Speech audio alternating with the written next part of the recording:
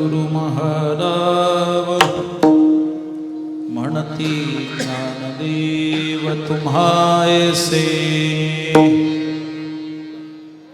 ज्ञानियांचा राजा गुरु महाराव म्हणती ज्ञानदेव तुम्हायसे मज पामरा हे काय थोरपण पायीची वाहन पायी बरी ब्रह्मादिक जेथे तुम्हा उळंगणे इतर तुळणे काय पुढे मज पामरा हे काय थोरपण पायीची वाहन पायी बरी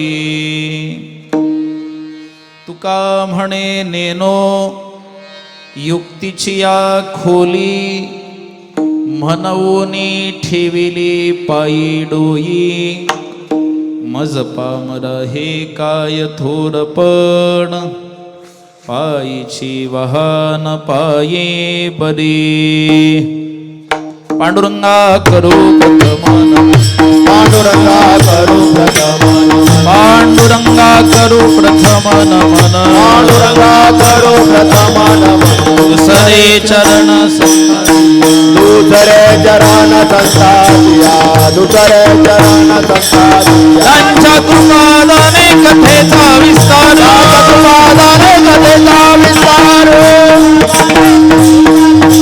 कृपादाने कथेचा विस्तार बाबाजी सद्गुरुदास तुका सद्गुरुदास तुका बाबाजी सद्गुरुदास तुका योऽन्त प्रविश्य मम वाचमिमां प्रसुप्तां सञ्जीवयत्यखिलशक्तिधरस्वधाम्ना अन्यांश्च हस्तचरणश्रवणत्वगादीन् प्राणान्नमो भगवते पुरुषाय तुभ्यम् आता उपायवन वसंतु जो आज्ञेचा आहे वतंतु अमूर्तची परिमूर्तू कारुण्याचा विठ्ठल विठ्ठल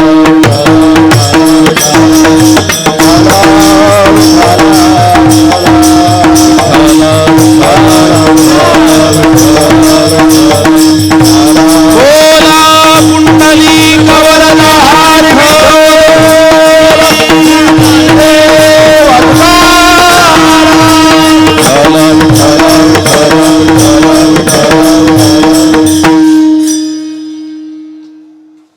ज्ञानियांचा राजा गुरु महाराव म्हणते ज्ञानदेव तुम्हायसे मज पामरा हे काय थोरपण पायीची वाहन पायी बरी कैवल्य साम्राज्य चक्रवर्ती संत श्रेष्ठ श्री ज्ञानोबाराय माऊली ज्ञानेश्वर महाराज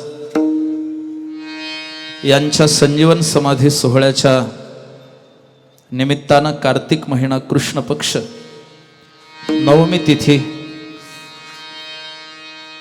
जागतिक सहिष्णुता सप्ताहाचं आयोजन माईर्स MIT तथा विश्वशांती विद्यापीठ यांच्या संयुक्त विद्यमानं आयोजित आज सप्ताहाचा द्वितीय दिवस दुसरा दिवस आणि सायंकालीन सत्रातील ही कीर्तन सेवा दासाकडे क्रमप्राप्त आहे आणि दास सेवेकरता प्रस्तुत आहे विठ्ठल विठ्ठल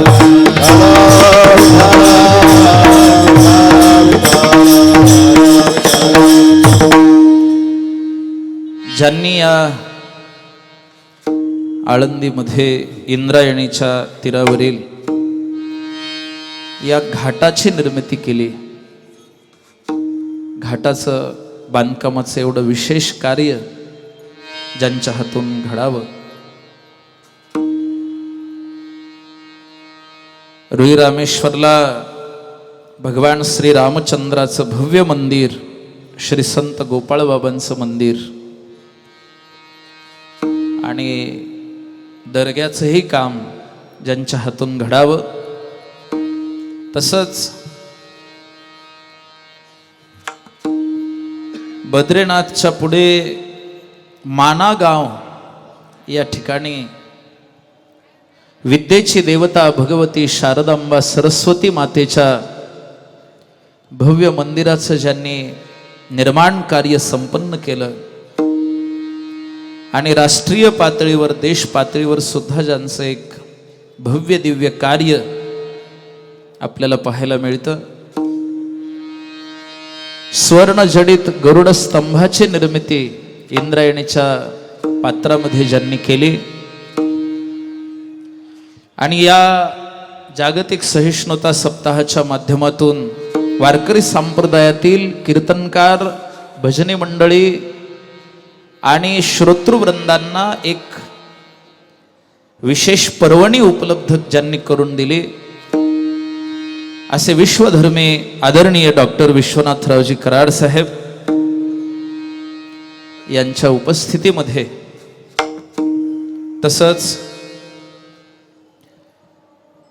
सर्वच ज्ञानोबरायांचे भक्त वारकरी आणि आळंदीच्या या कार्तिकी वारीच्या निमित्तानं, ज्ञानोबरायांच्या संजीवन समाधी सोहळ्याच्या निमित्तानं उपस्थित असलेले तुम्ही सर्व भगवंताचे स्वरूप असलेले मायबाप वारकरी, सर्वांच्या चरणी नतमस्तक सादर दंडवत. मस्तक हे पायावरी या वारकरी संतांच्या विठ्ठल विठ्ठल विठ्ठला विठ्ठला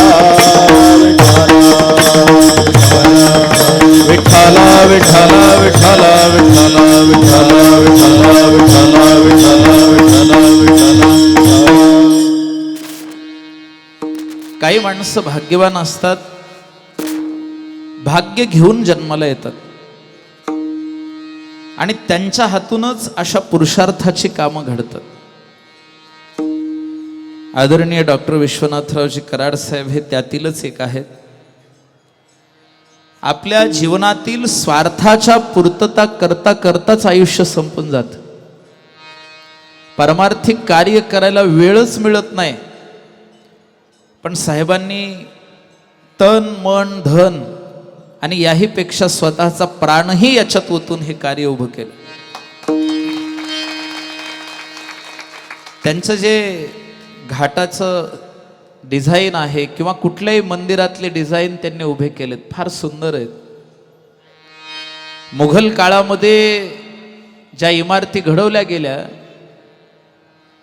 त्याला इंजिनिअरिंगच्या दृष्टीनं आणि आर्किटेक्टच्या दृष्टीनं आजही मुघल आर्किटेक्ट असं म्हणतात. काही दक्षिण भारतामध्ये बृहदेश्वर, चिदंबरेश्वर वगैरे मंदिरांच्या ज्या डिझाईन आहेत त्या चालुक्य काळातल्या असल्यामुळे त्याला चालुक्य आर्किटेक्चर असं म्हणतात. पण आदरणीय कराड सरांनी जे घाटाचं काम केलंय किंवा इतरही ठिकाणी जिथं जिथं मंदिराचे कामं केले तिथं त्यांचं स्वतंत्र आर्किटेक्चर आहे. आणि म्हणून येत्या काळामध्ये, येणाऱ्या काळामध्ये साहेबांच्या या आर्किटेक्चरला विश्वनाथी आर्किटेक्चर म्हणून नाव मिळणार आहे. इथून पुढच्या पिढ्या या नावानेच या आर्किटेक्चरला ओळखतील, साहेबांच्या नावानेच. मी स्तुती करत नाहीये, वास्तविकता सांगतोय. अशा डिझाईन दुसऱ्या कुठेही नाहीत. मग ते खांब असोत, त्या कमानी असोत, ते त्यांचं युनिक आहे, सगळं अद्वितीय आहे. स्तुतीचा विषय नाही, वस्तुस्थिती आहे. तुम्ही बघा दुसरीकडचे डिझाईन, मोठमोठे इंजिनियर आहेत, ते जे विश्वशांती डोमचं काम केलं तेही असेल, युनिक डिझाईन आहे सगळं. ते त्यांचं आहे, कुठलं कॉपीड नाही. आणि म्हणून ते त्यांचं स्पेशल इथून पुढच्या काळामध्ये व्हावं अशी माझी इच्छा आहे. आणि माझ्या इच्छेला काय करता, पण जे कोणी त्याच्यातले तज्ज्ञ आहेत ते त्यांना ओळखू येणार आहे, एवढं मला मात्र वाटतं. विठ्ठला विठ्ठला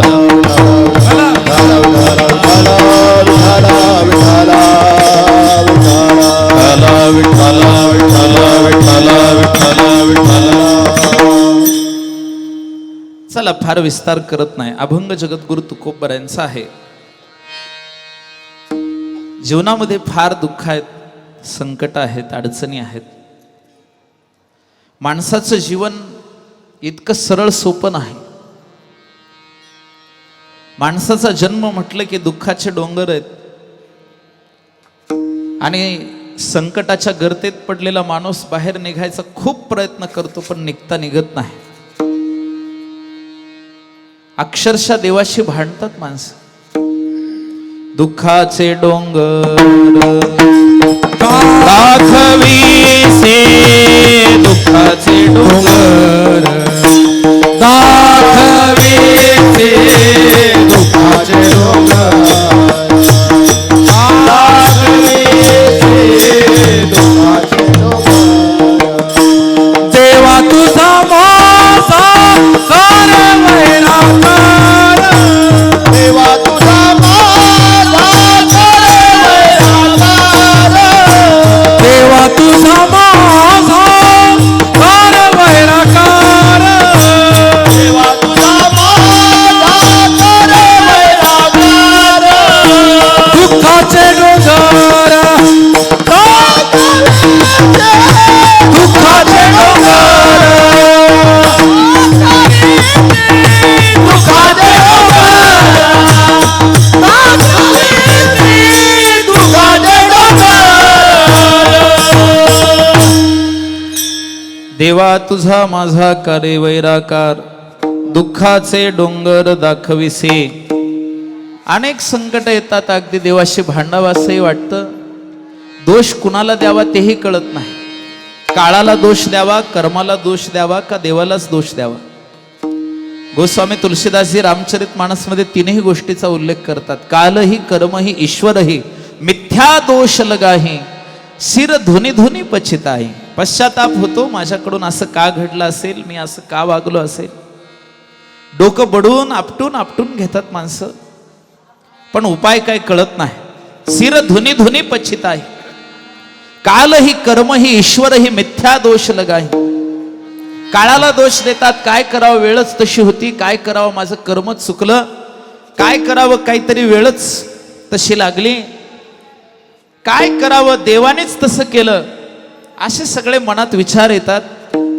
पण मार्ग काही नेमका सापडत नाही की आपला उद्धार कशाने होईल. आता खूप परेशान होतात माणसं. आणि स्वाभाविक आहे, मानवी जीवनाला स्थिरता आवडते, वृद्धी आवडते, विस्तार आवडतो, व्याप्ती आवडते, आनंदमय जगावा अशी इच्छा असते. पण तसं काही घडत नाही. तीच सगळ्यात मोठी मेख आहे माणसाच्या जीवनातली. विठ्ठल विठ्ठल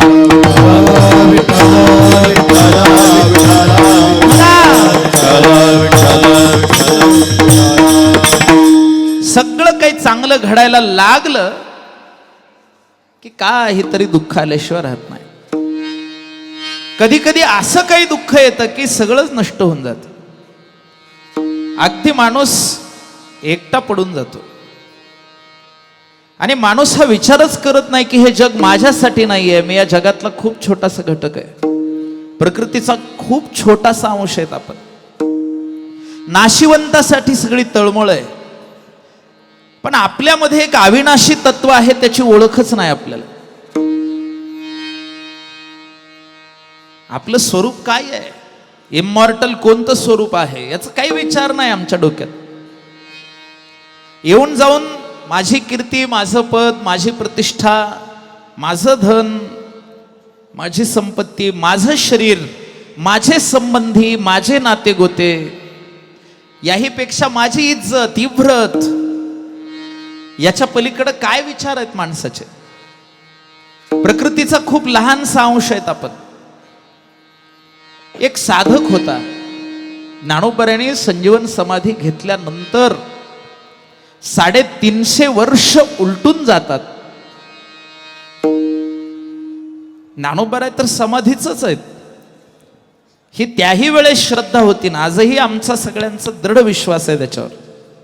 ज्ञानदेवे घेतले दान, हृदये धरुनिया ध्यान, समाधी बैसला निर्वाण, कथा कीर्तन करीतू. समाधीमध्ये ज्ञानोबा आहेत, हा दृढ विश्वास आहे आम्हा सगळ्यांचा. प्रत्येकाला वाटतं ज्ञानोबा आहेतच, आणि वाटतं काय ते खरंच आहे, त्याच्यामुळं वाटणं स्वाभाविकच आहे. तर एक साधक होता, प्रपंच दुःखाने थोडासा दुःखी झालेला. आणि प्रपंच गोष्टच अशी आहे की याच्यात दुःख सोडून काय मिळणार आहे. ज्ञानोबांनी गोड ओवी केल्या ज्ञानेश्वरीत. कधी फार त्रासून गेलात तर ती ओवी आठवत जा. मृत्यूलोके सुखाची कहाणी ऐकी जेल कवनाची या श्रवणी. कैसी सुख निद्रांथरुणी इंगळाच्या. विस्तवाच्या अंथरुणावर जर शांत झोप लागत असेल तर मृत्यू लोकात सुख आहे. आता विस्तवावर झोप येते का? अंगारे निखारे असतात तापलेले, त्याच्यावर झोप कशी लागेल? ती शांत झोप म्हटले का. सुखनिद्रा अंथरुणी इंगळाच्या. ते इंगळ आहेत उत्तप्त झालेले, कशी झोप येईल? मृत्यू लोकात तितकंच सुख आहे बस. आणि माणूस गांजतोच. निळोबाऱ्यांनी सांगितलंय, शरण शरण ज्ञानदेवा तोडी पाश चुकवी हेवा. त्याच्या पुढचं चरण महत्वाचं आहे. गांजलो मी यातिहीन माया मोहे दारुण. परेशानी होते, वाटलं चला आळंदीला जावं. आळंदीला कशाला जायचं? जत्रेला? बोला ना. आळंदीला कशाला जायचं? बघायला जायचं का? घरी करमत नाही म्हणून? जाण्याचं कारण काय? चला आळंदीला जाऊ, चला आळंदीला जाऊ, चला आळंदीला जाऊ. ज्ञानेश्वर डोळा पाहू, ज्ञानेश्वर डोळा पाहू,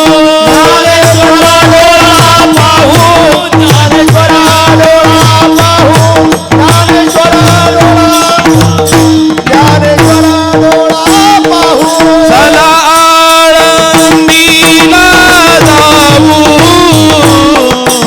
ज्ञानेश्वर डोळा पाहू, ज्ञानेश्वर डोळा पाहू, ज्ञानेश्वर डोळा पाहू. आळंदीला जाऊ, ज्ञानेश्वर डोळा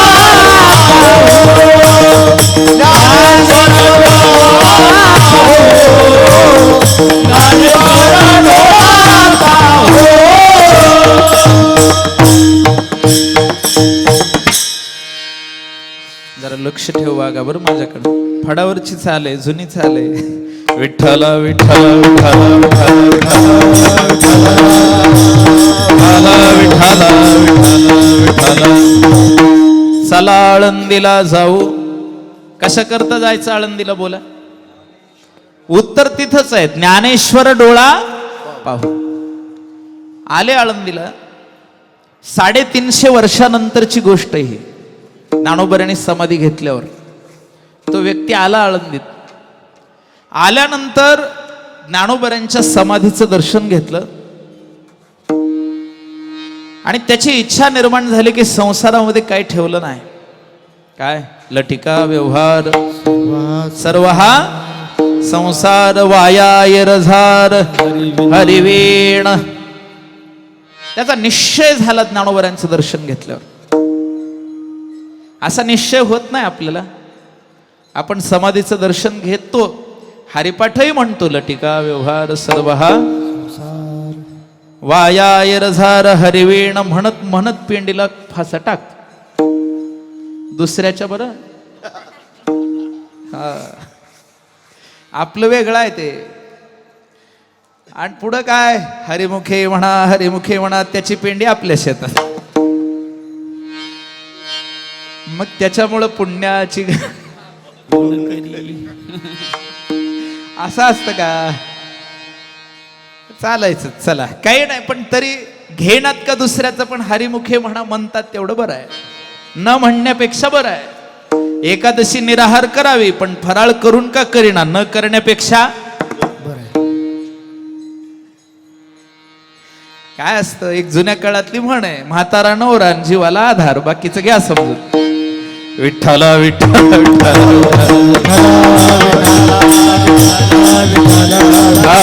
विठ्ठला विठ्ठला.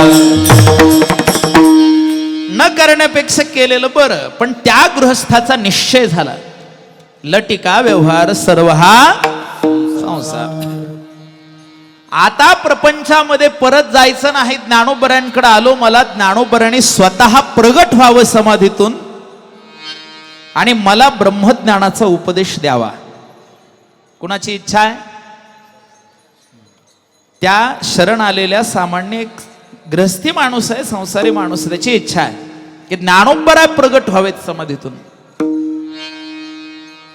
आणि म्हणून त्या काळामध्ये काही एवढं कडक नव्हते नियम वगैरे. आता जर तुम्ही तसं करायचा प्रयत्न केला तर तुम्हाला उचलून बाहेर काढलं जाईल. त्यावेळेस त्याने ठरवलं की आता मी मंदिराच्या बाहेर जाणार नाही. त्याने ज्ञानोबरांच्या समोर, त्यावेळेस काही मंडप वगैरे नव्हता, आता विना मंडप आहे, बाहेर आणखी मंडप आहे, तसं काही नव्हतं तेव्हा. त्या मंदिरामध्येच त्याने साष्टांग दंडवत जे घातलं ते उठलाच नाही. 1 दिवस गेला, 2 दिवस गेला, अन्न नाही, पाणी नाही, काही नाही. 6 दिवस गेले, 7 दिवस गेले. का? लोकांनी विचारायचं, अहो उठा ना, काही खावं, अन्न वगैरे काही खाता, थोडं जेवण करा, का असं पडून राहिलं? त्यांनी सांगितलं, ज्ञानोबराय जोपर्यंत प्रगट होऊन मला दर्शन देत नाहीत आणि ब्रह्मज्ञानाचा उपदेश करून मला मोक्ष देत नाहीत, तोपर्यंत मी उठणार नाही. हट्ट धरला. यालाच नाव आहे धरणं धरणं. काय?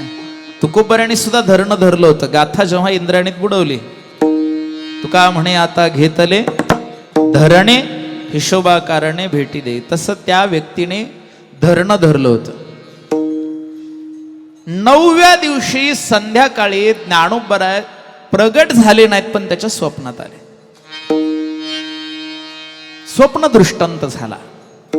स्वप्न का साक्षात हे काही कळालं नाही त्याला, पण ज्ञानोबराय समोर आले असं वाटलं.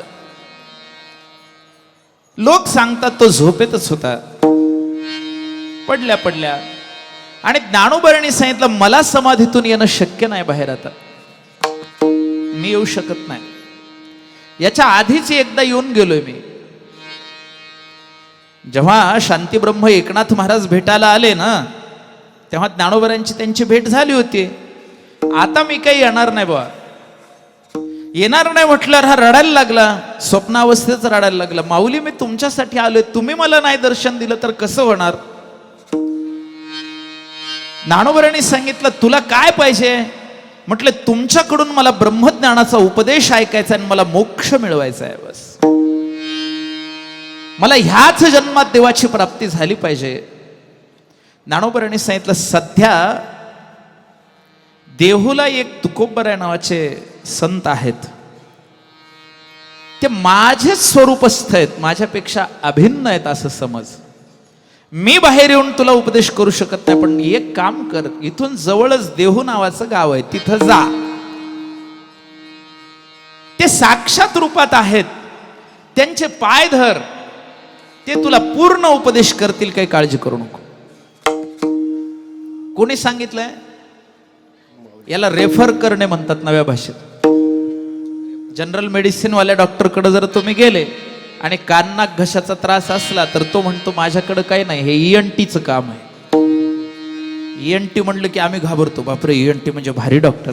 ते की ENT म्हणजे इयर नोज थ्रोट, कान नाक घसा, हेच ते, त्याच्याकडे जा, रेफर. तसं काय झालं माहित नाही. ज्ञानोबरांनी सांगितलं, तुकोबराय आहेत आणि जिवंत संत जर आपल्याला जीवनात मिळत असतील तर त्यांनाच शरण गेलं पाहिजे.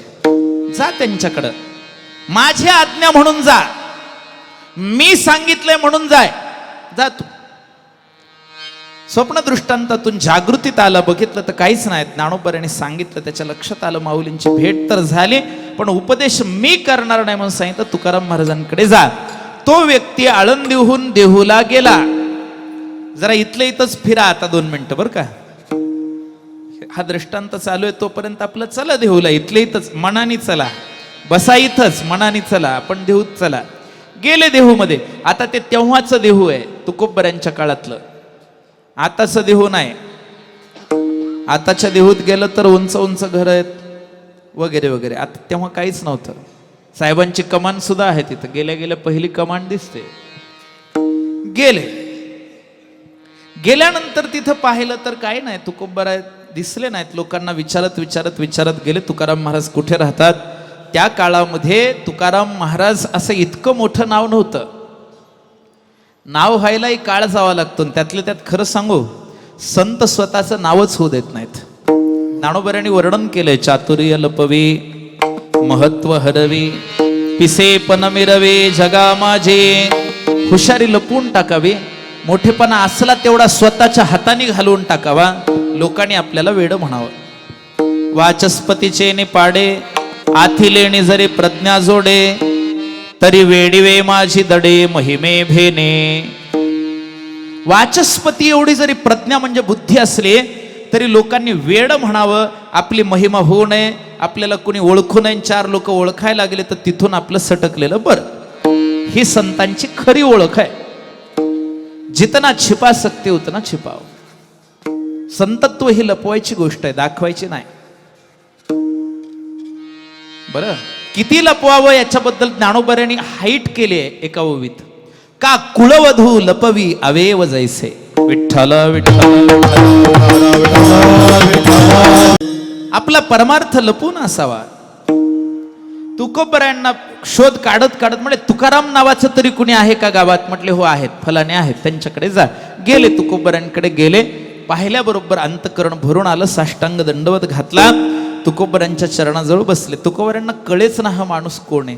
त्यांनी सांगितलं. म्हणले महाराज मला ओळखलं का. म्हणले नाही बाबा मी तुला ओळखलं नाही. कुठून आला. म्हटले मी आळंदीहून आलो. वा वा, माझ्या माऊलींच्या गावाहून आले. नाही म्हटले मी आळंदीचा नाही, मी आळंदीचा नाही, मी दुसऱ्याच गावचा आहे. म्हटले मग आळंदीहून कसे आले. म्हटले मी तिथं माऊलींकडे आलो होतो. आता ऐका, आल्यानंतर मला माझ्या प्रपंचाचा भ्रमनिरास झाला, मला मोक्षाची इच्छा झाली. ब्रह्मज्ञानाच्या प्राप्तीच्या दृष्टीनं मी 9 दिवस अन्न पाण्याचा त्याग करून धरणं धरून माऊलींच्या दरबारात पडून राहिलो. ज्ञानोबराय प्रगट झाले माझ्या स्वप्न दृष्टांतात म्हणा, साक्षात कसंही म्हणा. ज्ञानोबराय आले. त्यांनी सांगितलं मी तुला ब्रह्मज्ञानाचा उपदेश करणार नाही, तुला देहूला जावं लागेल. मी त्यांनी सांगितल्यामुळं तुमच्याकडे आलोय. आता तुम्ही मला ब्रह्मज्ञानाचा उपदेश द्या आणि मला मुक्त करा. आता किती उलट काम आहे. तुकोबऱ्यांच्या डोळ्यात अश्रू आले. तुकोबराय रडायला लागले. अरे अरे चुकलं रे तुझं. जिथं रत्नाची खाण आहे ती सोडून दिलीस आणि कोळशाच्या खाणीत आलास.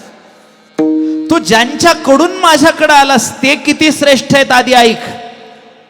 माझं जाऊ दे, तुझं काम होईल त्याच्यात काही शंका नाही. त्यांची आज्ञा पाळणं माझं काम आहे. सेवके करावे सांगितले काम, तेथे होतू पण कामा नाहीये. मी काम करतो तुझं, पण अगोदर ऐक. तू ज्यांच्याकडून आलास ते कोण आहेत ते ऐक. माझी स्तुती करायचा प्रयत्न करू नको, मला मोठेपण द्यायचा प्रयत्न करू नको. ज्यांच्याकडून तू आलास ते किती श्रेष्ठ आहेत ते पहिल्या ज्ञानियांचा राजा गुरु महाराज, ज्ञानियांचा राजा गुरु महाराज, ज्ञानियांचा राजा गुरु महाराज, ज्ञानियांचा राजा गुरु महाराज, ज्ञानियांचा राजा गुरु महाराज, ज्ञानियांचा राजा गुरु महाराज, ज्ञानियांचा राजा गुरु महाराज, ज्ञानियांचा राजा गुरु महाराज. मदती ज्ञानदेव तू माईसे, मदती ज्ञानदेव तू माईसे, मज पामराये काय थोरपण, मज पामराये काय थोरपण. मदती ज्ञानदेव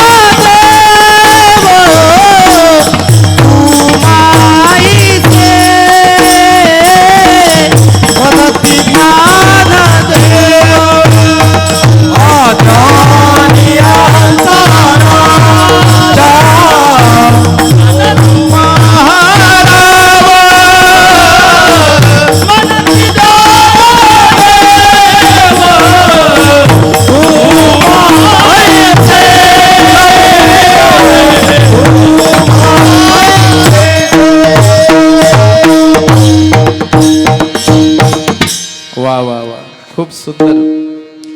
ज्ञानियांचा राजा गुरु महाराव म्हणते ज्ञानदेव तुम्हायसे. आणि इथं सुरुवातीला ज्ञानोबरांचं नाव नाही, अगोदर वर्णन केलंय. शास्त्र काय सांगताय का, परोक्ष प्रियो देवा. देवता या परोक्ष प्रिय असतात, डायरेक्ट नाव नाही घ्यायचं कधी.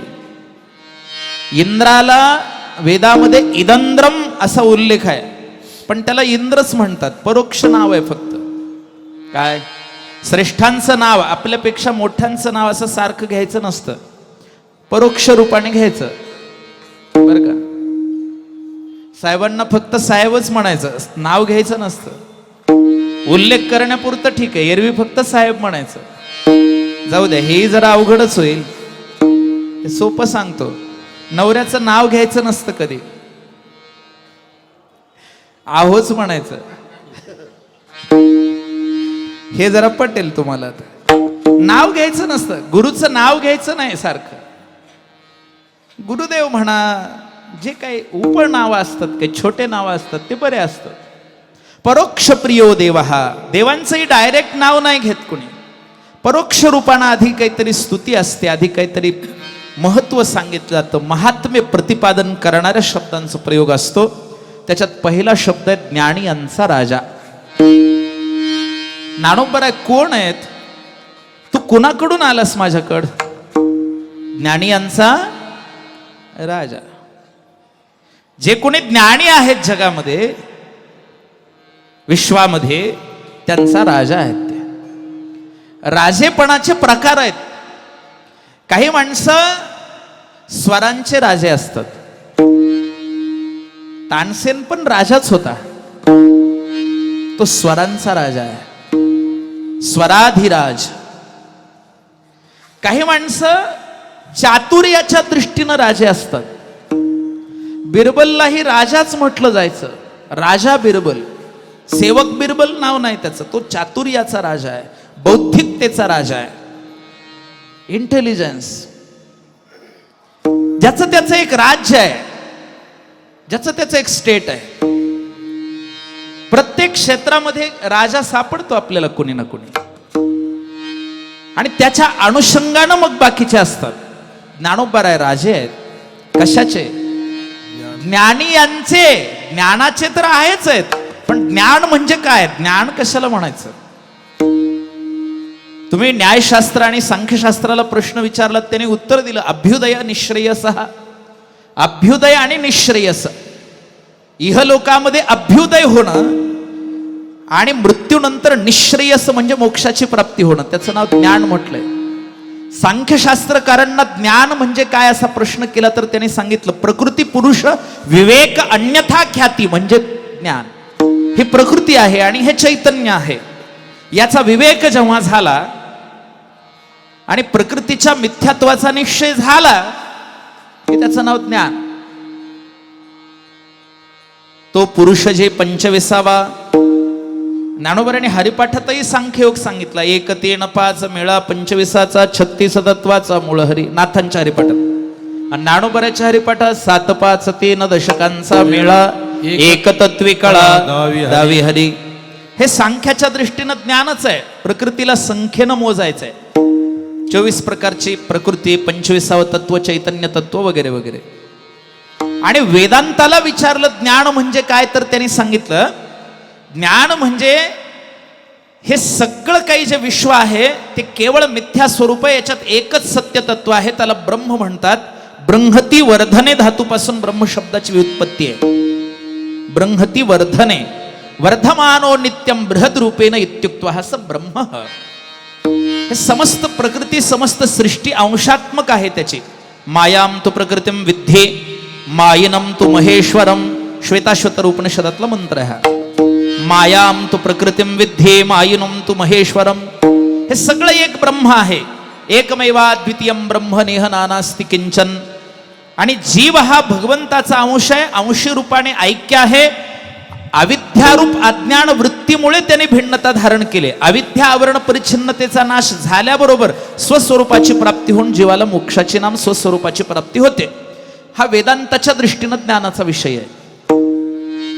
आणखी ज्ञान म्हणजे काय असं योगशास्त्राला विचारलं तर त्याने सांगितलं की बाबा स्वस्वरूपामध्ये प्रतिष्ठित होऊन कैवल्य पदावर आरूढ होण्याला ज्ञान म्हणा. शेवटचं सूत्र बघा योगशास्त्रातलं. ते म्हणतात कैवल्य स्वरूप प्रतिष्ठायाम वा चितिशक्तिरिती. कैवल्य स्वरूपामध्ये प्रतिष्ठित होणं. आता पूर्ण सूत्र सांगतो. पुरुषार्थ शून्यानाम गुणानाम प्रतिप्रसवः कैवल्य स्वरूप प्रतिष्ठायाम वा चितिशक्तिरिती. पुरुषार्थ शून्यानाम गुणानाम म्हणजे रजतम सत्व या तिन्ही गुणांना व्यावृत्ती रूपानं जेव्हा ते शून्यत्वात येतात आणि स्वस्वरूपामध्ये प्रतिष्ठित होऊन समस्त उपाधीची निवृत्ती होते, अशा विशुद्ध स्वरूपात स्थित होणं ज्याला कैवल्य स्वरूप म्हटलंय, तिथे स्थित होण्याला ज्ञान असं म्हटलं योगाच्या दृष्टीने. योगशास्त्र वेद आणि शास्त्राने वेगवेगळ्या व्याख्या ज्ञानाच्या केल्यात. खूप व्याख्या आहेत, पुष्कळ व्याख्या आहेत, पण सगळ्या व्याख्यांमध्ये मला पडायचं नाही. हे झालं शास्त्राच्या दृष्टीनं ज्ञान. ज्ञान आहे कुणाकडे हे कसं कळेल? सोपं आहे, त्याच्या लक्षणावरून ओळखा. आजच्या काळामध्ये सगळ्या गोष्टी लक्षणावरूनच चालल्यात. तुम्ही डॉक्टरकडे जा, ते लक्षणावरून गोळ्या औषध देतात. त्यांना म्हटलं कशावरून दिल्या? सिम्टमॅटिकली. मग ज्याच्याकडे ज्ञान आहे असे सिम्पटम्स काय आहेत, त्याचे लक्षण काय आहेत हे सांगा. त्याचे सोपे लक्षण सांगतो.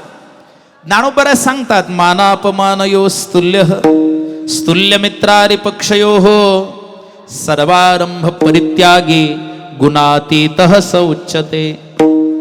हे गीतेमध्ये आलं 14व्या अध्यायात. मान अपमान ज्याच्यासाठी समान झाला, शत्रू मित्र ज्याच्यासाठी समान झाला, हानी लाभ ज्याच्यासाठी समान झाला, तो गुणातीत असलेला, तिन्ही गुणांच्या वेगळा असलेला जो कुणी, त्याचं नाव आहे ज्ञानी. त्याला गुणातीत म्हटलं. आणखी काय लक्षण सांगता येईल ज्ञानीचं? कर्म करत असताना त्या कर्मामध्ये लिप्त न होता कुशलतेने कर्म करतो. ब्रह्मण्याधाय कर्माणि संगम त्यक्त्वा करोति यः लिप्यते न सपापेन पद्मपत्रमिवांभसा. अलिप्त वृत्तीने कर्म करतो, मोहरहित होऊन प्रपंचामध्ये कुशलतेने कर्म करतो, तो ज्ञानी. सज्ञान योगयुक्तात्मा, त्याला ज्ञानी म्हणा. आणखी ज्ञानी कशाला म्हणायचं? जो इंद्रियाला आवडणाऱ्या विषयाच्या मागे पळत नाही. यदा हि नेंद्रियार्थेषु न कर्म स्वनुषज्यते सर्व संकल्प संन्यासी योगारूढस्तदोच्यते. त्याला योगारूढ ज्ञानी म्हणा. कोण? जो इंद्रियाला विषयाकडे आकर्षित होऊन तिकडे नाही धावू घेत. डोळे रूपाकडे ज्याचे पळत नाहीत, कान ज्याचे स्तुतीकडे पळत नाहीत, त्वचा ज्याची स्पर्शाकडे आसुसलेली नाही. पण खरं म्हणजे हे कठीण आहे, कारण की विषयाची आवड इतकी जास्त आहे. माऊली म्हणतात विषया वाचुनी काही आणिक सर्वथा रम्य नाही, ऐसा स्वभावची पाही इंद्रियाचा. हे कैसे हो सकता है? दुःख आलं तर जो उद्विग्न होत नाही, सुख आलं तर हे टिकून राहावं म्हणून ज्याच्या हृदयात स्पृहा नाहीये. स्पृहा शब्द आहे. स्पृहा म्हणजे हे सुख असंच टिकावं. समजा फॅन चालू आहे, लाईट गेली, अरे बापरे लाईट कशी काय गेली, फॅन चालू राहिला पाहिजे, मला गरमी होते, चालू राहिला पाहिजे, ही जी व्याकुळता आहे ना, याला म्हणतात स्पृहा. ज्याच्याकडे स्पृहा नाही त्याचं नाव आहे निस्पृह. बरं का? म्हणून संत हे निस्पृह असतात. पण आमच्या खेड्यामध्ये शब्दांचा अपभ्रंश झाला आणि संतांना निस्पृही म्हणायच्या जागी निष्पुरी म्हणायला. ते निष्पुरी ह्या शब्दाला काय अर्थच नाहीये. मी बऱ्याच वेळेस असं अचंब्यात पडायचो. आमच्याकडे एक संन्यासी महाराज होते, माझ्यावर फार प्रेम होतं त्यांचं. तुम्ही म्हणाल संन्याशाचं प्रेम तुमच्यावर कसं काय? हे असं आपलं सहज थोडंफार आमचं चिंतन असायचं ग्रंथांचं. माझी भागवत कथा ऐकायला वगैरे ते यायचे आणि ते आले की लोक म्हणायचे ते महाराज फार कडक आहेत, निष्पुरी आहेत, निष्पुरी आहेत. आता गेले ते महाराज, स्वधाम गमन झालं, वैकुंठाला गेले. मी नंतर विचार केला की हे निष्पुरी काय असतं. शेवटी सापडलं निष्पुरी काय नसतं, निस्पृही. म्हणजे ज्यांच्या अंतःकरणात हे सुख असंच टिकून राहावं अशी स्पृहा नाही, त्यांचं नाव निस्पृही. निष्पुरी काय नाही, तो अपभ्रंशातला शब्द आहे, खोटा शब्द आहे, सोडा, काय नाही त्याच्यात. निस्पृही जे वितरागी आहेत, भयरहित आहेत. ज्ञानीचं पहिलं लक्षण 16व्या अध्यायात अभयम सत्व संशुद्धीर ज्ञानयोग व्यवस्थिती. हे ज्याचं भय गेलं, कोणतंच भय ज्याच्या जीवनात नाही, आम्हा हरीच्या दासा काही भय नाही त्रैलोकी, तो ज्ञानी आहे. हे फक्त म्हणायला, बाकी कुत्र भुंकले बापरे, हे काय अभय वगैरे. खरंच निर्भयता आली का आमच्या जीवनात? अभयम सत्व संशुद्धीर. भय स्पर्शही करत नाही चित्ताला.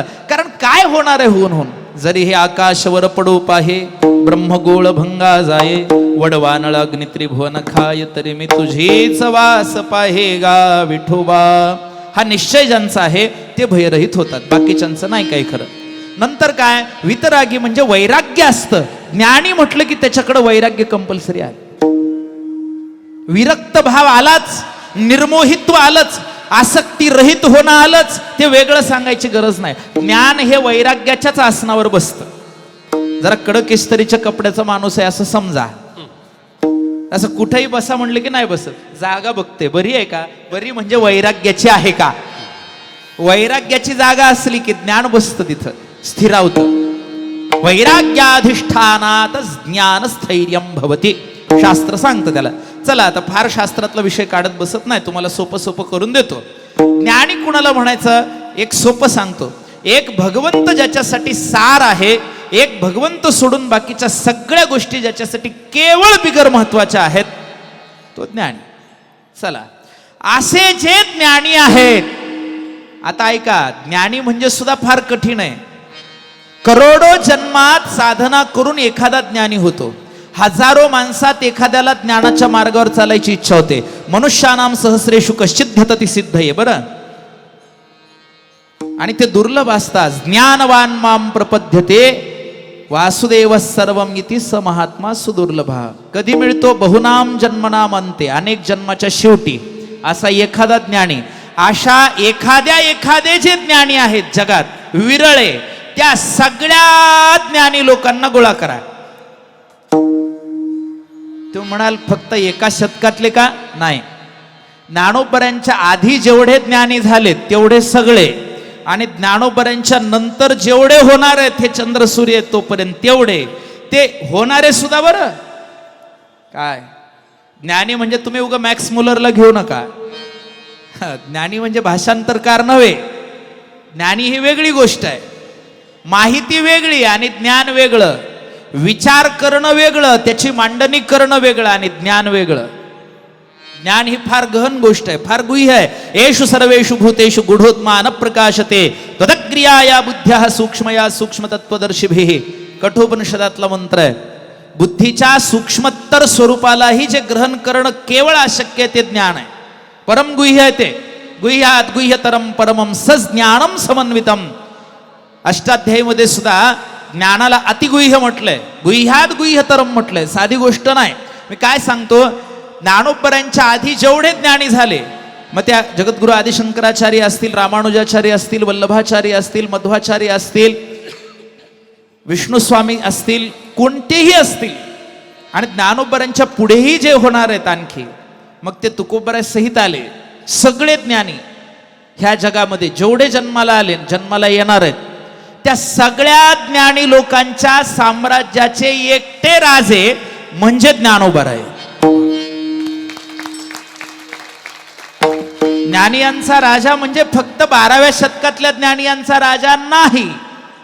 पुन्हा एकदा सांगतो, विद्वत्वंच नृपत्वंच नैव तुल्यम कदांचन. स्वदेशे पूज्यते राजा, विद्वान सर्वत्र पूज्यते. राजाची आणि विद्वानाची तुलना होऊ शकत नाही. विद्वत्वंच नृपत्वंच, नृप म्हणजे राजा, नैव तुल्यम कदांचन. राजाची पूजा, राजाचं महात्म्य स्वतःच्या देशात आहे. विद्वान आणि ज्ञानीची पूजा, ज्ञानीचं महात्म्य सगळ्या जगात आहे. विद्वान सर्वत्र पूज्यते. अल्बर्ट आइन्स्टाईन भारतात आला तरी आइन्स्टाईन आहे, फ्रान्समध्ये गेला तरी आइन्स्टाईन आहे, आणि अमेरिकेत गेला तरी आइन्स्टाईनच आहे. ज्ञानोबराय जगाच्या पाठीवर कुठेही गेले तरी ज्ञानियांचे राजेच, विषय नाही. काय पण फलाण्या गल्लीचे नगरसेवक हे त्याच गल्लीचे नगरसेवक आहेत. ते अमेरिकेत गेल्यावर तेवढा मान तिथं कुठला? तिथं नाही.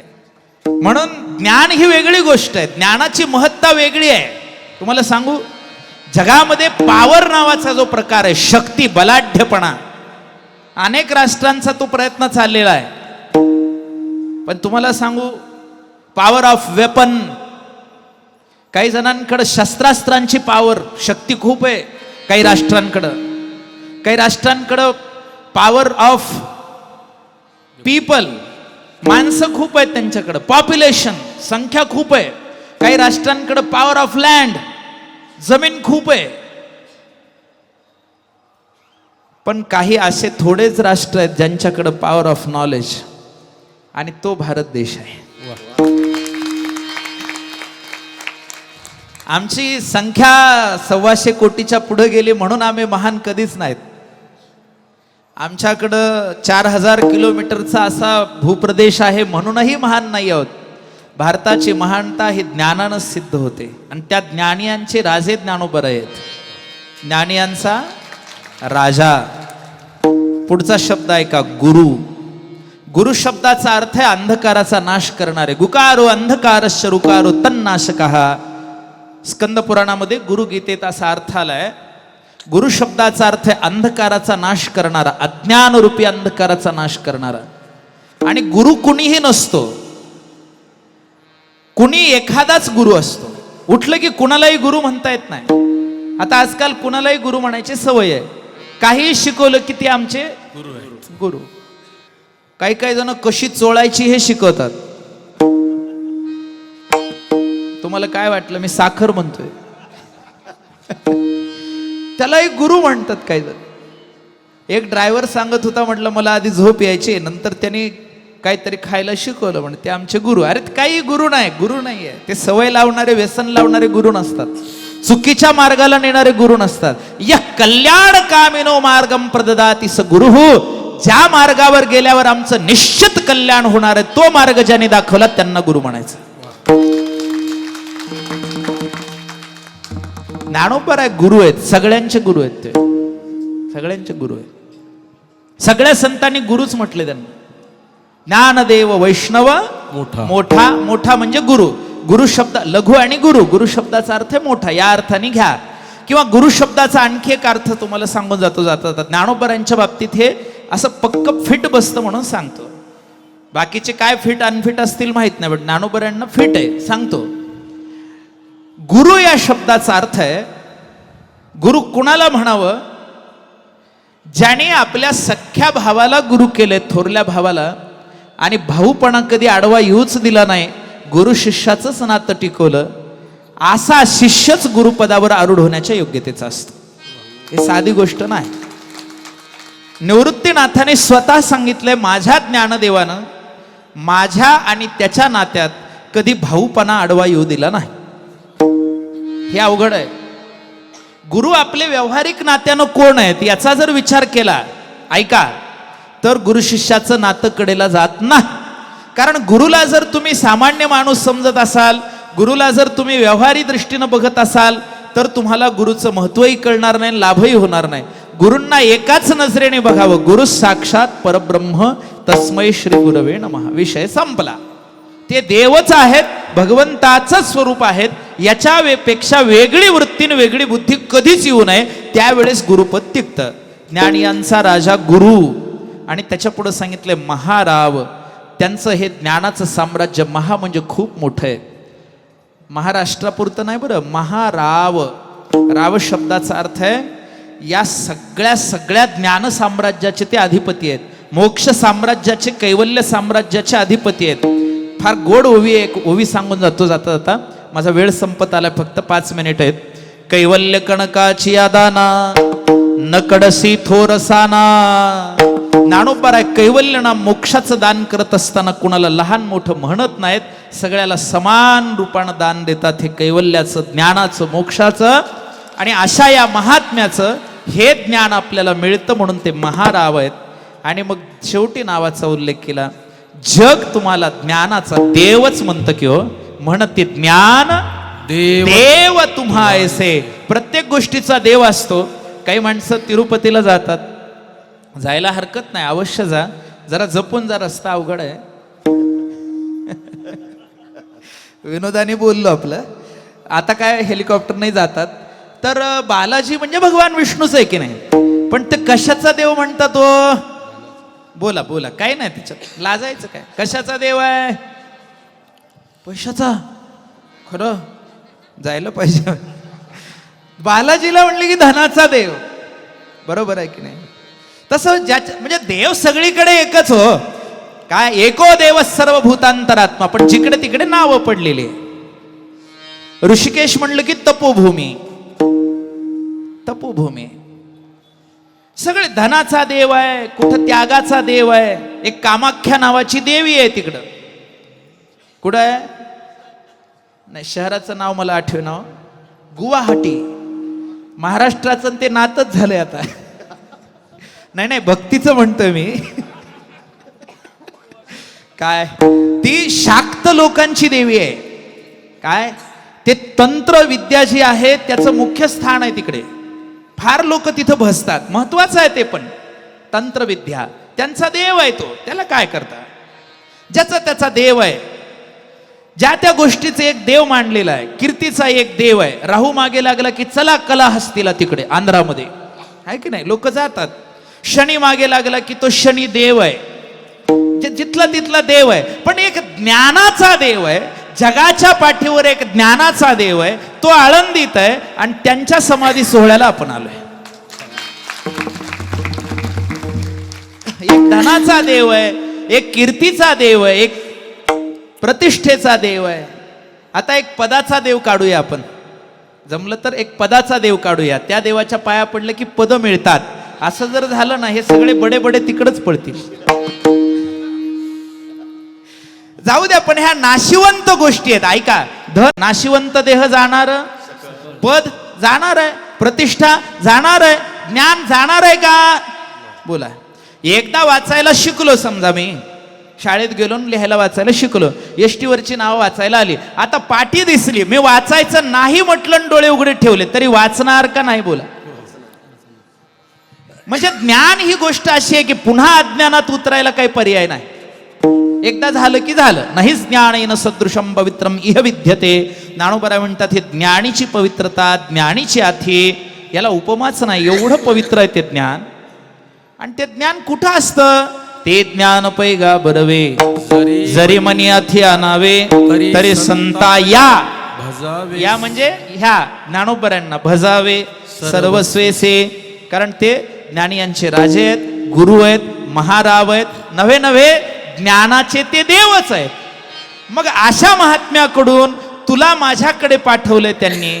खरं सांगू का, माझ्या अंगी काहीच योग्यता नाही बाबा. माझी पामरा हे काय थोर पाना, माझा पामरा हे काय थोर पाना, माझा पामरा हे काय थोर पाना, माझा पामरा हे काय थोर पाना, माझा पामरा हे काय थोर पाना, माझा पामरा हे काय थोर पाना, माझा पामरा हे काय थोर पाना, माझा पामरा हे काय थोर पाना.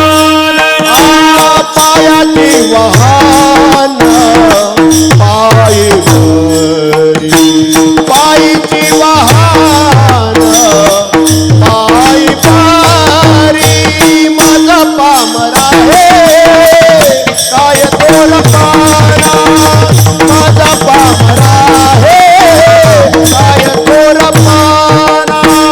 पायीची वाहन पायी भरी, पायीची वाहन पायी भरी, माझा पामरा हे काय थोर पाना, माझा पामरा हे काय थोर पाना.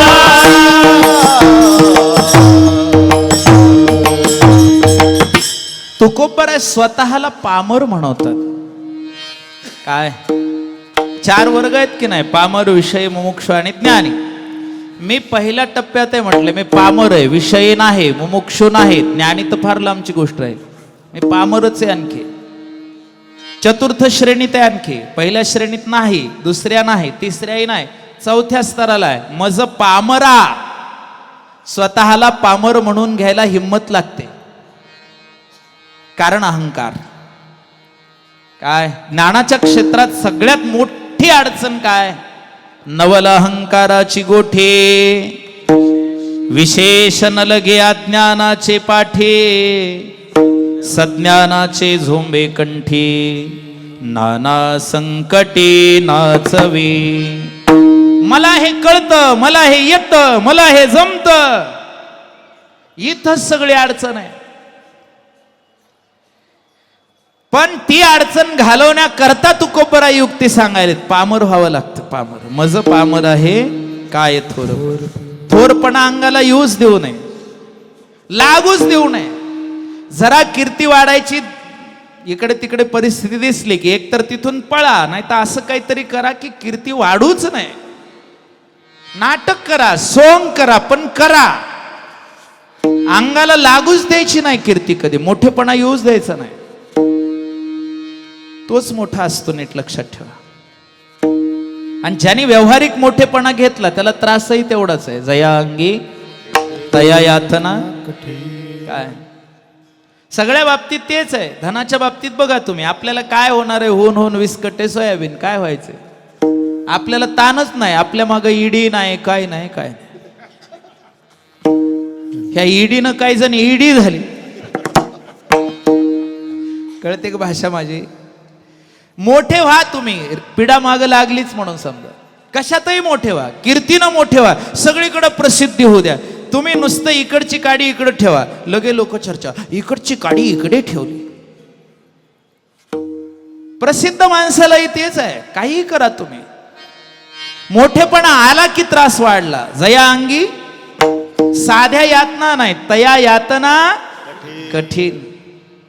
कशातही मोठे व्हा, त्रासच आहे. आम्हाला मोठेपणा नको, ही संतांची भूमिका आहे.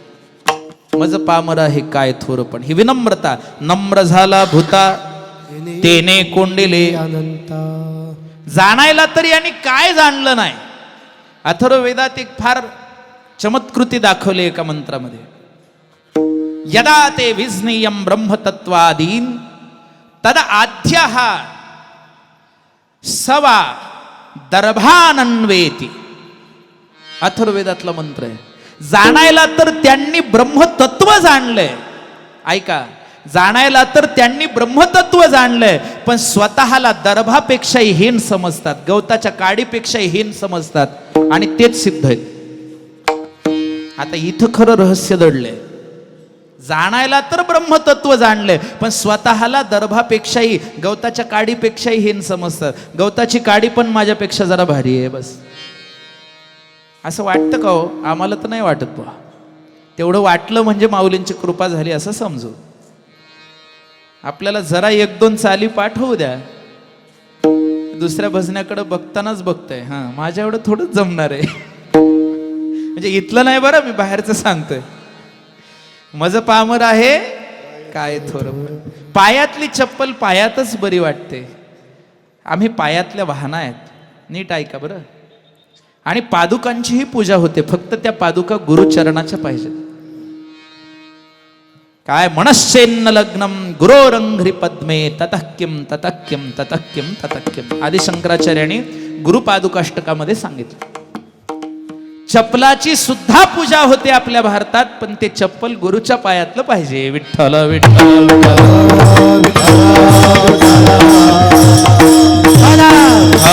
विठ्ठल विठ्ठल विठ्ठल. सगळ्यात हीन अवस्था स्वतःकडे घ्यावी लागते परमार्थ. काय? आणि विश्वास दृढ पाहिजे. विश्वास कसा पाहिजे? दृढ. आता जास्त वेळ घेत नाही, माझा वेळ संपून 5 मिनिटं अधिक झालेत. आणि साहेबांचं वेळेला फार महत्व आहे बरं का. वेळेला महत्व आपण दिलं की वेळ आपल्याला महत्व देत असते. नाही कळली माझी भाषा तुम्हाला? परत एकदा ऐका. आपण वेळेला महत्व दिलं की वेळ आपल्याला महत्व देत असते, आणि आपण वेळेला महत्व नाही दिलं की मग आपण वेळेच्या दृष्टीनं महत्वाचे राहत नाहीत. एकच दृष्टांत सांगतो. विश्वास आहे का तुमचा ज्ञानोबरावर? आहे का? नक्की. काय म्हणून आहे विश्वास? ज्ञानोबराय माझे आहेत म्हणून विश्वास आहे का? ज्ञानोबराय ज्ञानाचे राजे आहेत म्हणून विश्वास आहे का? ज्ञानोबरांच्या कृपेनेच माझा उद्धार होणारच आहे हा विश्वास आहे का? एवढा विश्वास असला की बस विषय संपला. इतका विश्वास नसला की एक दृष्टांत सांगू का? 2 मिनिटं, 2 मिनिट्स, विदिन 2 मिनिट्स ऐका. झालं काय, उदयनाचार्य म्हणून एक फार मोठे विद्वान होते आपल्या भारतामध्ये. इतके विद्वान की भयंकर. उदयनाचार्य न्यायशास्त्राचे प्रकांड पंडित होते. त्यांनी फार सुंदर भाष्य लिहिलंय. त्या उदयनाचार्यांनी सगळ्या पंडितांना, जे माध्यमिक परिणामवादी होते, बौद्ध मतवादी होते, शून्यमतवादी होते, जैन मतवादी होते, जे निरीश्वरवादी होते, त्यांच्याशी काही वाद केला आणि त्या वादामध्ये सगळ्यांना हरवलं. मोठं डिबेट होतं ते. वाद करायलाही योग्यता लागते. वाद म्हणजे हा ज्ञानवाद आहे बरं का, इपिस्टेमॉलॉजी, ज्ञानाच्या संबंधातला वाद आहे हा. वाद म्हणजे आपल्या घरचा वाद नाही, वितभर इकडं वितभर तिकडं याच्यातच गेलं आपलं आयुष्य. ते वाद वेगळे, हा वाद वेगळा. संवादातून वाद आहे ज्ञानाच्या बद्दल. ते सगळं त्यांनी तर्कातून मांडणी केली, पण त्यांना काही पटेना. ते म्हणले, हे बघा ऐका, तुम्ही कितीही सिद्ध करा आम्हाला पटणार नाही. आम्हाला तेव्हाच तुमचं मत पटेल देव आहे म्हणून, बरं का. यांनी म्हणायचं देव आहे, समोरच्याने म्हणायचं देव नाही, तेव्हाच पटेल. समोर एक मोठा पर्वत आहे, त्या पर्वताच्या शिखरावर जा, उदयनाचार्यांना सांगितलं, आणि तिथून खाली उडी टाका. आणि जर तुम्ही मेला नाहीत तर तुमचं मत आम्ही मान्य करू आणि आमचं मत आम्ही सोडून देऊ. चला, आम्ही मग हारलो, तोपर्यंत नाही. आता ज्ञानी माणसाला असं सांगावं का सांगणाऱ्याने? बोला. ज्ञान हा विषय वेगळा, डोंगरावरून उडी टाकणं वेगळं. पण त्यांनी सांगितलं, तुम्ही तिथून उडी टाकली तर आम्ही तुमचं मान्य करू, नाही तर मग तुमचं खोटं. चला. आता लोक असतात काय, जसा माणूस आहे तसं त्याला उत्तर द्यावं लागतं. पात्र बघून उपदेश, अधिकार तैसा करू. आता ह्यांची क्षमताच तशी होती, त्यांना तेच सांगावं लागतं. काय कृपा करण्याचेही प्रकार आहेत. काही जणांवर छडीनेही कृपा करावी लागते गुरुजींना. नाही कळलं? छडीने कृपा म्हणजे छडी अशी डोक्यावर हळूच ठेवायची, नाही का? बर. कृपा करण्याच्या पद्धती आहेत. समोरच्याच्या योग्यतेने कृपा असते. कर्मधर्म तुम्हा असावे कल्याण. आता ऐका, उदयनाचार्यांनी ठरवलं, म्हणले चला डोंगरावर उडी टाकतो. गेले सरळ त्या शिखरावर, वरून उडी टाकली आणि उडी टाकताना सांगितलं, जर देव असेल तर मी वाचेल, जर वेदशास्त्र खरे असतील तर मी वाचेल. उडी टाकली. उदयनाचार्य तेवढ्या शिखरावरून खाली पडले, काहीच झालं नाही, वाचले. मला सांगायचं आणखी पुढंच आहे, जरा पुढंच आहे, आणखी थोडं राहिले. परत आले, सगळ्यांनी मान्य केलं, आम्ही हारलो, तुम्ही जिंकलात, आम्ही तुमचे शिष्य. सगळं झालं. संध्याकाळी उदयनाचार्य बसले, करंगळीतून थोडंसं रक्त निघत होतं स्वतःच्या. उभे राहिले भगवंताच्या समोर. महादेवाचे भक्त होते. महादेवाच्या समोर उभा राहिले, महादेवाच्या पिंडी समोर हात जोडले. देवा,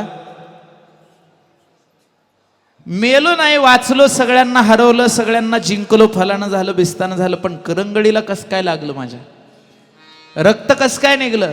महादेव प्रगट झाले आणि सांगितलं, तू म्हणालास ना उडी टाकताना, जर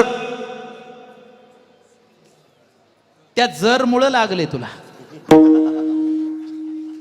मला हे सांगायचं, कळलं का? बघा, हे कळायला जरा डोकं लावावं लागेल. विठ्ठला विठ्ठला विठ्ठला विठ्ठला विठ्ठला.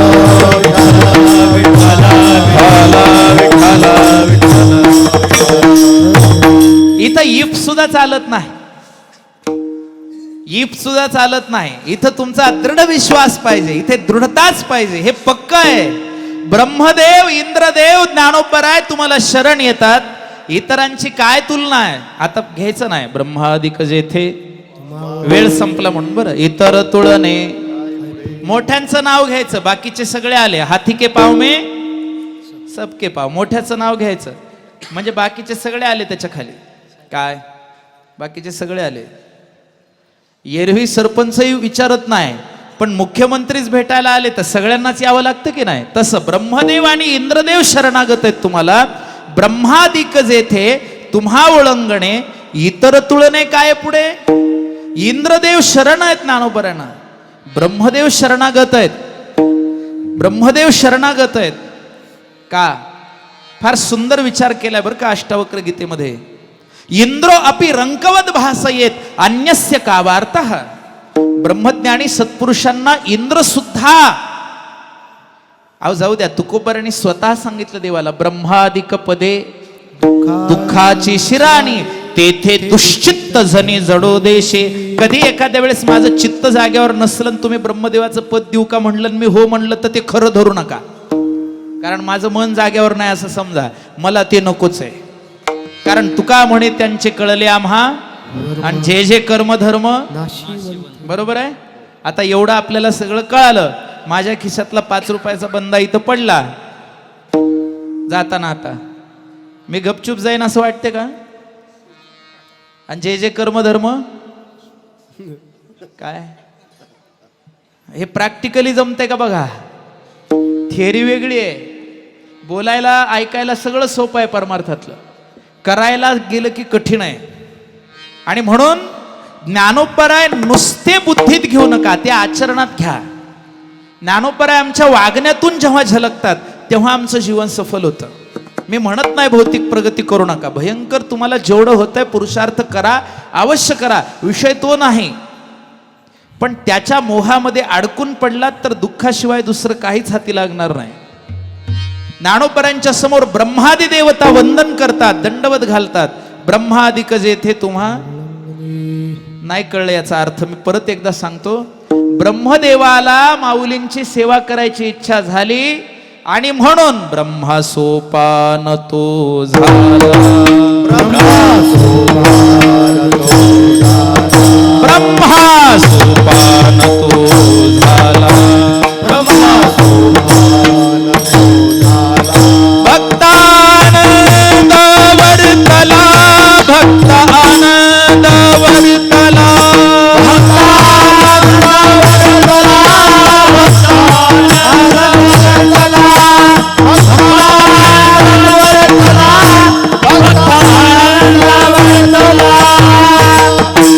ब्रह्मा सोपान तो झाला. ब्रह्मदेवाला विचारलं, ज्ञानोबरांची सेवा करायची हो, मग त्यांच्या नात्यात घरात जन्माला येता म्हणले, हो फार बरं होईल, जवळचं असलो म्हणजे सेवेला बरं असतं, बरं असतं. म्हटले मग मोठे भाऊ होता का. हा नको नको नको नको, माऊलींचा मोठा मी नाही होऊ शकत. मग काय करता, मला लहाना भाऊ करा, मी छोटा होतो म्हणजे कधीतरी म्हणतील अरे सोपान इकडे रे, आणि लहान्या भावावर हक्काने बोलता येतं जरा. काय मोठा म्हणलं की थोडा संकोच असतो. म्हणून ब्रह्मदेव लहान भाऊ होऊन सेवेला हजर आहेत. माऊलींनी ज्ञानेश्वरी लिहिली ऐका, आणि सोपान काकांनी सोपान देवी लिहिली, पण ती समश्लोकी आहे गीतेची. काय आहे ती, फक्त 700 श्लोकावर 700 ओव्या आहेत त्या समश्लोकी. सोपान देवांना कोणीतरी विचारलं, काकासाहेब म्हटले बोला ना, माऊलींनी एवढा ग्रंथ केला, तुम्ही छोटाच केला. ते म्हटले मी छोटाच आहे माऊलींपेक्षा म्हणून छोटाच केला. काय ब्रह्मादिक जेथे तुम्हा ओळंगणे, इतर तुळणे काय पुढे. तुलना होऊच शकत नाही. इनक्रेडिबल. कुणासोबत तुलना करणार आहेत माऊलींची. मला एक नाव सांगा की ज्यांच्या सोबत ज्ञानोबरांची तुलना होऊ शकते. काही गोष्टी अद्वितीय असतात. कुणासोबत तुलना करणार आहेत. शंकराचार्यांसोबत होऊ शकत नाही. खरं तर ज्ञानोबराय शंकराचार्यांचा आदर करतात, सन्मान करतात. काय भाष्यकारा ते वाट पसतू, व्यासाचा मागोवा घेतू. फार सुंदर चिंतन आहे ते, त्याचं काही शंका नाही. आदर करतात, पण तुलना होऊ शकत नाही हो. शंकराचार्य 32 वर्ष तरी राहिले, माऊली 22व्या वर्षी समाधीत जातात. कशी तुलना होईल. 22व्या वर्षात हे ज्ञान जगासमोर ठेवलं. 10 वर्ष तरी अधिकचे. इथं शंकराचार्यांना मी कमी लेखत नाही, पण नम्रतेने सांगतो, आयुष्य मर्यादा पहा. 22 वर्षाच्या आत हे कार्य केलं. आणि तुम्हाला सांगू, महाराष्ट्र हा प्रांत इतका सोपा नाही लोकांना भक्ती मार्गाला लावण्यासाठी. उत्तर प्रदेश, राजस्थान, मध्य प्रदेश हा भाग वेगळा आहे. तिकडं वारं वेगळं वाहतं. महाराष्ट्रामध्ये आजही पुरोगामी विचार, आमचं फॉरवर्ड थिंकिंग आहे जास्त. काय माझा विरोध नाही त्या विचारांना, स्वागत आहे. पण एक गोष्ट सांगू तुम्हाला, सगळ्या पुरोगाम्यांनी सुद्धा ज्ञानोबरांच्या समोर नतमस्तक व्हावं असं ज्ञान ज्ञानोबरांचं आहे. म्हणून महाराष्ट्र झुकवणं सोपी गोष्ट नाही. महाराष्ट्र कठीण आहे. इकडे वेगळी विचारधारा आहे. या महाराष्ट्रात कम्युनिस्टांची एकीकडे सावली आहे, एकीकडे मार्क्सवादी आहेत, लेनिनवादी आहेत, एकीकडं फार वेगवेगळ्या विचारसरणी आहेत. पण ज्ञानोबराय निर्विवाद आहेत. कुणीच माऊलींची निंदा करत नाही. माऊलींची कदाचित एक गोष्ट आहे का, कदाचित त्यांच्या चरित्राबद्दल कुणी काय बोलत असेल सोडा, पण त्यांच्या ज्ञानाबद्दल मात्र वाद कुणाचाच नाही. निर्विवाद ज्ञान आहे माऊलींचं.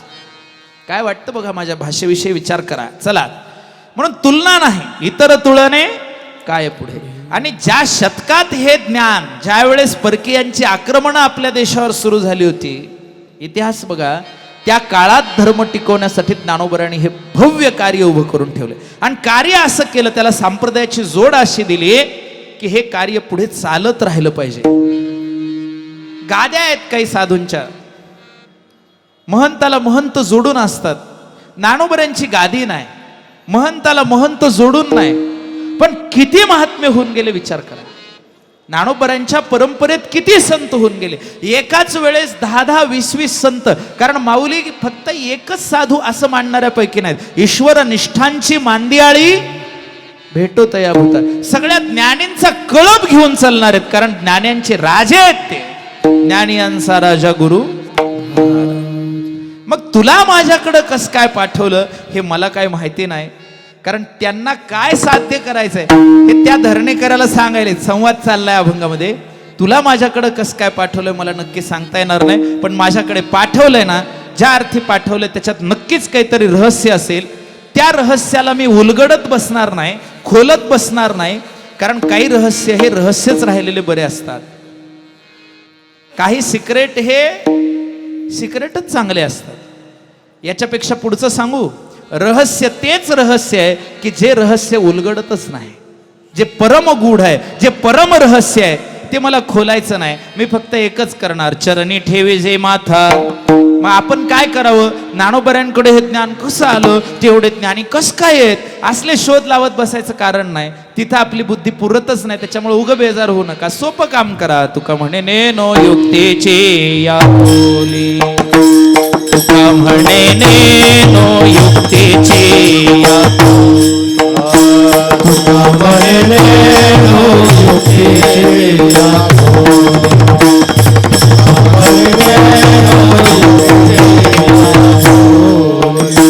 म्हणून ठेविली पायी डोये. हे वागा वागा. म्हणून ठेविली पायी डोये, म्हणून ठेविली, म्हणून ठेविली पायी डोये, पायी डोये, पायी. हा म्हणून ठेविली पायी डोई, म्हणून ठेविली पायी डोई. मज पामरा हे काय थोर, मज पामरा हे काय थोर.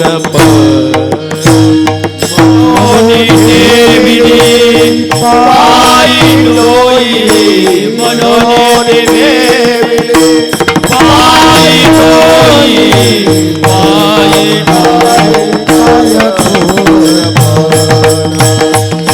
पामराय काय थोर. पायीची वाहन पायी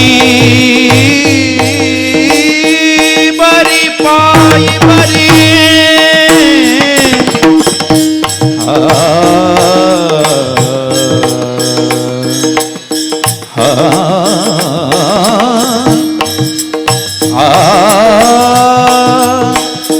हा हा हा.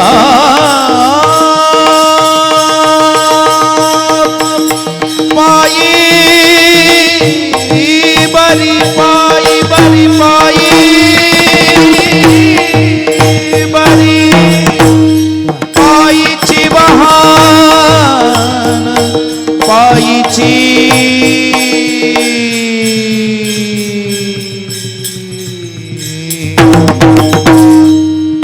पायीची वाहन पायी बरी पायीची वाहन पायी बरी पायीची वाहन पायी बरी मज पामरा हे काय काय थोर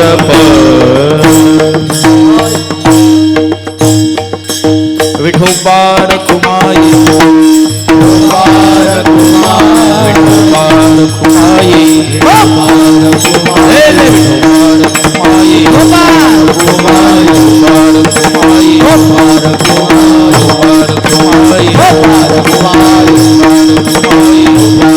ज्ञानेश्वर माऊली ज्ञानराज माऊली ज्ञानेश्वर माऊली ज्ञानराज माऊली जय ज्ञानेश्वर माऊली ज्ञानराज माऊली ज्ञानेश्वर माऊली ज्ञानेश्वर माऊली ज्ञानराज माऊली